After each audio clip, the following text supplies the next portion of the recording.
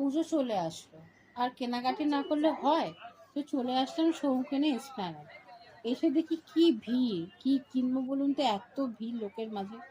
তারপরে একটু একটু এদিক ওদিক দেখে কেনাকাটি করলাম টুকটাক। তারপরে সৌম্য বললো চলো কিছু খেয়ে আসি, আমরা তো এসছি এখানে খেতে। তো প্রথমে সিটি মার্টের বাইরে তোমার জুসের দোকান বসে, সেখান থেকে আমি গ্রেপের জুস খেলাম, প্রতিবার আসলাম এখান দিয়েই খাবোই।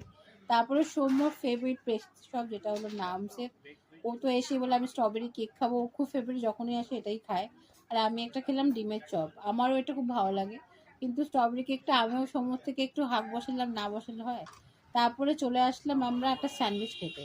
এটা ঠিক খাদ্য ভবনের অপোজিটে আছে, আমরা নিয়েছিলাম চিকেন স্যান্ডউইচ। সৌম্য বললো চলো পুরোনো কোনো একটা জায়গা দিয়ে তোমাকে খাওয়াই।